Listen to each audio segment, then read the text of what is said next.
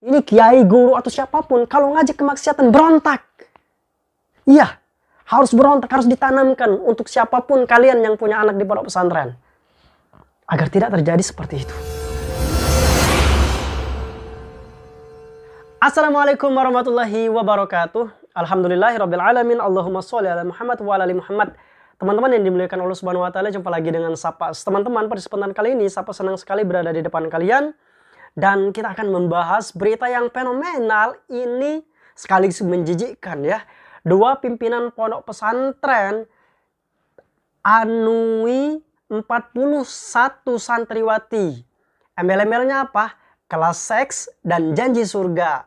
Teman-teman yang dimuliakan Allah Subhanahu wa Ta'ala. Sekali lagi saya tekankan disclaimer dari awal bahwa segala berita, informasi dan kejadian yang seperti ini mesti dan pasti dari kalangan ahlul bid'ah. Karena kenapa? Mereka itu tuh suka sekali membuat ajaran baru, membuat program-program agama baru dengan segala macamnya. Karena mereka terbiasa dengan memelintir dalil untuk memuluskan kemaksiatan mereka. Teman-teman yang dimuliakan Allah Subhanahu wa Ta'ala. Kita bacakan beritanya. Dua pimpinan pondok pesantren Mataram. Pondok pesantren di Kecamatan Sikur, Lombok Timur, NTB. Berinisial HSN dan LMI melakukan beragam cara guna melancarkan aksi bejat mereka memperkosa puluhan santriwati. Modus-modus tersebut jelas menyimpang dari ajaran agama. Sampai saat ini tercatat ada 40 santriwati yang jadi korban. Na'udzubillah min dzalik, teman-teman. 40 santriwati. Na'udzubillah min dzalik. Berapa santriwatinya di sana? Kelas pengajian seks. Salah satunya modus membuka kelas pengajian seks yang dilakukan HSN. Hal ini diungkap oleh Badarudin, Ketua Lembaga Studi Bantuan Hukum Nusa Tenggara Barat NTB, sekaligus kuasa hukum puluhan santriwati korban pencabulan. Menurut Badar, sapaan akrabnya, modus membuka pengajian seks diberikan jauh-jauh hari sebelum beraksi mencabuli para santriwati. Na'udzubillah min dzalik. Jadi korban lupa itu pengajian tentang apa. Yang jelas pelaku sengaja buka pengajian seks itu kepada korban-korban yang dia bidik untuk dicabuli. Tutur Badar kepada Detik Bali. Na'udzubillah min dzalik. Ya Allah teman-teman, hati-hati milih pondok pesantren gitu ya. Dalam pengajian seks itu HSN memberikan pengajian khusus bagi santriwati yang tinggal di pondok. Kemudian santriwati yang diincar jadi korban dikelompokkan ikut dalam materi pengajian tentang hubungan intim suami istri.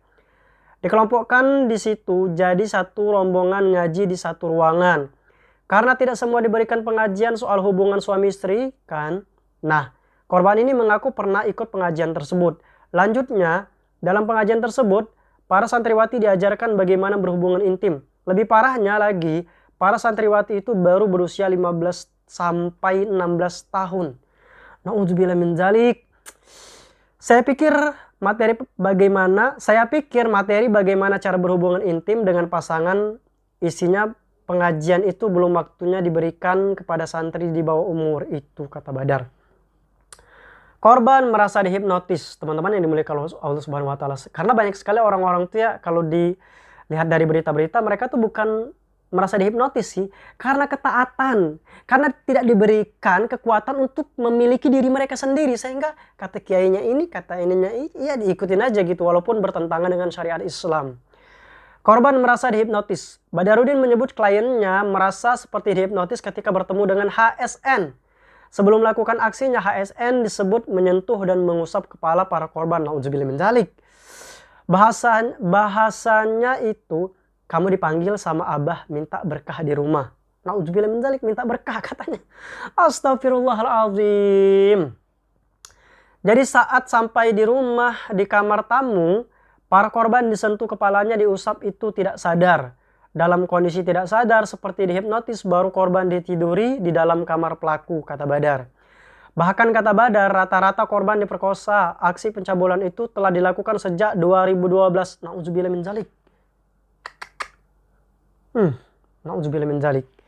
Salah satu korban yang sekarang menjadi TKI di Arab Saudi pernah dicabuli pada tahun 2016. Anehnya lagi, ujar Badar, HSN sengaja meminta pengurus ponpes memanggil korban ke dalam rumahnya. Hal itu sesuai keterangan para korban yang bersedia menjadi saksi di pengadilan. Jadi hampir semua proses pencabulan yang dilakukan oleh HSN itu sama. Bahkan ada korban yang sudah digauli lebih dari 3 kali. Tapi belum ada korban sampai hamil katanya. Nauzubillah min dzalik. Dijanjikan masuk surga. Kasih Humas Polres Lombok Timur, Ibtu Nicholas Osman menjelaskan HSN telah ditetapkan sebagai tersangka dan ditahan pada Rabu 17 bulan Mei 2023. Sedangkan LMI ditahan pada Selasa 9 Mei 2023. HSN ini pimpinan Ponpes di Kecamatan Sikur. LMI juga pimpinan Ponpes di Kecamatan Sikur tapi berbeda desa. Nauzubillah min dzalik. Ini astagfirullahaladzim. Astagfirullahaladzim, ya Allah.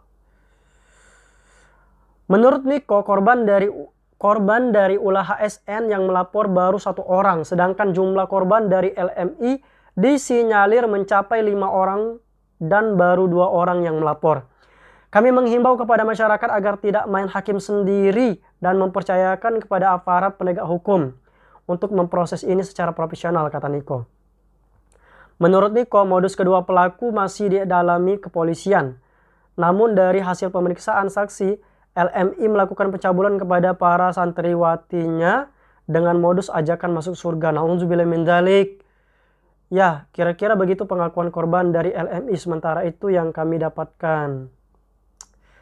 Terpisah, Direktur Biro Konsultan Bantuan Hukum Fakultas Hukum UNRAM Joko Sumadi selaku kuasa hukum korban pencabulan LMI menjelaskan LMI menerapkan modus yang sama. Rata-rata pengakuan 2 korban pelaku LMI menjanjikan masuk surga. Jadi kalau tidak mau berhubungan badan, pelaku ancam keluarga korban dapat celaka. Nauzubillah min dzalik. Ini khurafat seperti inilah yang menjerumuskan santri-santriwati itu. Kalau kamu nggak ngikutin kayak gini, kamu akan dapat malapetaka segala macam. Kayak gini nih modusnya teman-teman. Ini nih ahlul bid'ah, fix ahlul bid'ah. Astagfirullah. Menurut Joko, rata-rata korban disetubuhi di ruangan lab di lingkungan pondok pesantren. Sebelum melakukan aksinya, korban dipanggil oleh 4 asisten pelaku yang merupakan pengurus ponpes. Ada 4 asisten laki-laki semua. Jadi asisten itu yang mengarahkan ke para korban ke dalam ruangan lab untuk disetubuhi, kata Joko. Astagfirullahaladzim. Astagfirullah. Saya baca berita ini teman-teman yang dimuliakan Allah Subhanahu wa taala. Kalian bisa buka di Detik Bali ya. Di detikbali.com. Memang teman-teman, rata-rata yang saya lihat di media sosial itu mesti kalangan ahlul bid'ah.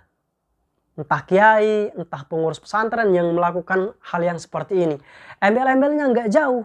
Cari berkah, dapat masuk surga. Kalau menolak diajak bersetubuh, berzina, dibilangnya apa? Keluarga kalian akan mendapatkan malapetaka. Seperti yang diberitakan seperti ini teman-teman yang dimuliakan Allah Subhanahu wa taala.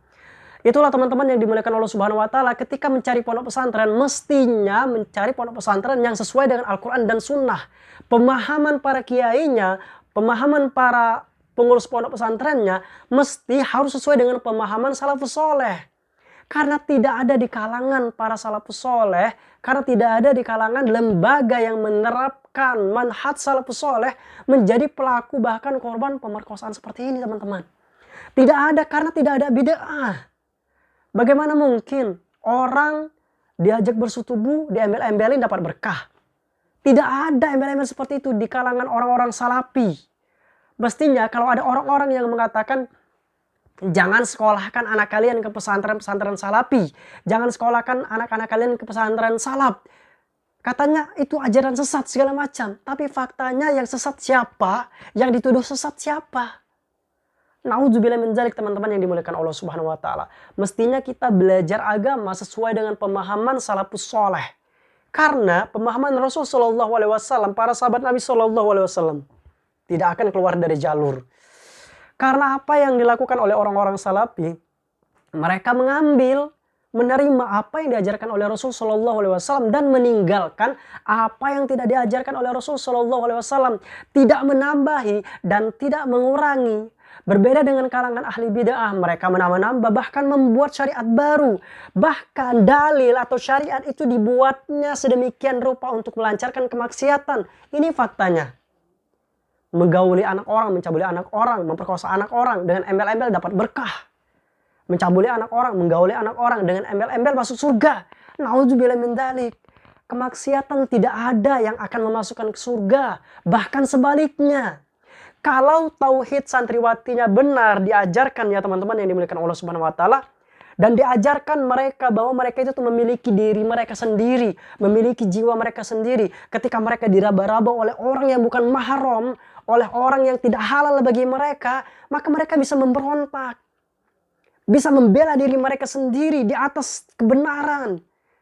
Demi Allah, teman-teman yang dimuliakan Allah Subhanahu wa taala, semua yang terjadi kemaksiatan atau tindakan kelakuan bejat oleh kiai atau pondok pesantren yang terjadi di media sosial, yang beritanya lalu lalang, itu tidaklah akan terjadi jika mereka pemahaman pemikiran berjalan di muka bumi ini dengan pemahaman salafus soleh.